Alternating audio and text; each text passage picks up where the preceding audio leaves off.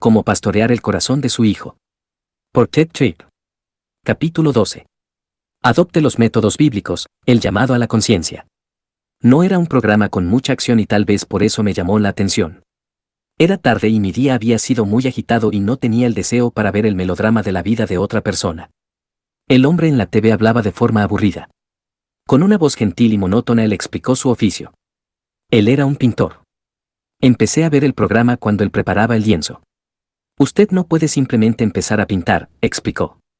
Antes del color, antes de la textura, antes de los matices y la actividad misma de la pintura, el artista pone una aguada sobre el lienzo. La aguada es el trasfondo para todas las actividades de la pintura. El arte presupone la aguada. Este capítulo es como la aguada. Los capítulos anteriores discutieron la comunicación y la vara. Dos asuntos, un llamado a la conciencia y el enfoque en la obra redentora de Dios, han sido inferidos en nuestra consideración de la comunicación y la vara. Estos asuntos le dan una forma bíblica y una estructura a nuestra crianza. Apelando a la conciencia. Su corrección y disciplina debe hacer una marca en la conciencia de su hijo o hija. Dios le ha dado a los niños una capacidad de razonar para distinguir los asuntos del bien y del mal. Pablo nos recuerda que aquellos que no tienen la ley de Dios muestran que los requisitos de la misma están escritos en sus corazones cuando obedecen la ley, Romanos 2:12 al 16, y se acusan o se excusan en sus pensamientos por medio de sus conciencias. Esta conciencia dada por Dios es su aliada en la disciplina y la corrección. Sus más poderosas súplicas serán aquellas que alcanzan la conciencia, pues cuando la conciencia ofendida se despierta, la corrección y la disciplina encuentran su blanco. Dos ilustraciones bíblicas demuestran este asunto. Proverbios 23 justifica el uso de la vara en la corrección. Los versículos 13 y 14 dicen, no dejes de disciplinar al joven, que de unos cuantos azotes no se morirá. Dale unos buenos azotes, y así lo librarás del sepulcro. Sin embargo, la vara no es el único instrumento para entrenar en el pasaje. Hay otro. Es el llamado a la conciencia. Los ruegos intensos llenan este capítulo 23 de Proverbios, no envidies en tu corazón a los pecadores, versículo 17. Mantén tu corazón en el camino recto, versículo 19. Escucha a tu padre, que te engendró, versículo 22. Adquiere la verdad y la sabiduría, la disciplina y el discernimiento, y no los vendas, versículo 23. Dame, hijo mío, tu corazón, versículo 26. El pasaje rebosa de dulces y tiernos llamados que apelan a la conciencia. ¿Es Salomón suave con la vara? No. Pero él reconoce las limitaciones de la vara. Él sabe que la vara llama la atención, pero la conciencia debe ser arada y sembrada con la verdad de los caminos de Dios. La interacción de Jesús con los fariseos provee otro ejemplo gráfico del llamado a la conciencia. En Mateo 21:23, el sumo sacerdote y los ancianos desafían la autoridad de Cristo y él responde con la parábola de los dos hijos. ¿Qué les parece? Continuó Jesús. Había un hombre que tenía dos hijos. Se dirigió al primero y le pidió, hijo, ve a trabajar hoy en el viñedo. No quiero, contestó, pero después se arrepintió y fue.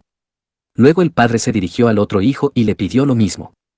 Este contestó, sí, señor, pero no fue. ¿Cuál de los dos hizo lo que su padre quería? El primero, contestaron ellos. Jesús les dijo, les aseguro que los recaudadores de impuestos y las prostitutas van delante de ustedes hacia el reino de Dios. Porque Juan fue enviado a ustedes a señalarles el camino de la justicia, y no le creyeron, pero los recaudadores de impuestos y las prostitutas sí le creyeron. E incluso después de ver esto, ustedes no se arrepintieron para creerle. Mateo 21:28 al 32. Al final de la parábola él les hace una pregunta dirigida a sus razonamientos acerca del bien y del mal y ellos contestan correctamente. Entonces, él les dice otra parábola, la parábola de los labradores y el dueño de la viña. Escuchen otra parábola, había un propietario que plantó un viñedo. Lo cercó, cavó un lagar y construyó una torre de vigilancia. Luego arrendó el viñedo a unos labradores y se fue de viaje. Cuando se acercó el tiempo de la cosecha, mandó sus siervos a los labradores para recibir de estos lo que le correspondía. Los labradores agarraron a esos siervos, golpearon a uno, mataron a otro y apedrearon a un tercero. Después les mandó otros siervos, en mayor número que la primera vez, y también los maltrataron.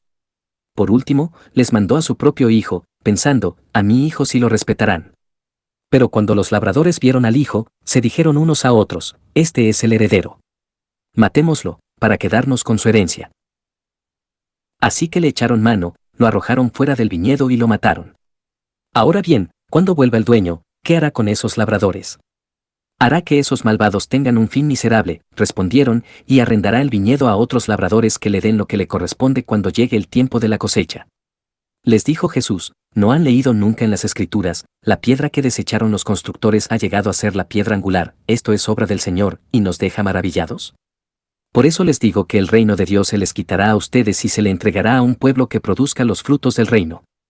El que caiga sobre esta piedra quedará despedazado, y si ella cae sobre alguien, lo hará polvo. Cuando los jefes de los sacerdotes y los fariseos oyeron las parábolas de Jesús, se dieron cuenta de que hablaba de ellos. Buscaban la manera de arrestarlo, pero temían a la gente porque ésta lo consideraba un profeta. Mateo 21:33 al 46. Note cómo Jesús apela a su sentido del bien y el mal.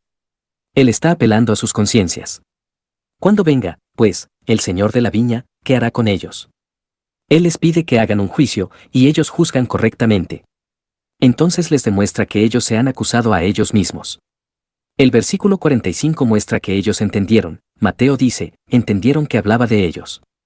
He aquí el patrón, Cristo apela a sus conciencias para que ellos no puedan escapar de las implicaciones de sus pecados y, de esta forma, Él trata con los problemas de raíz, no con los asuntos superficiales solamente.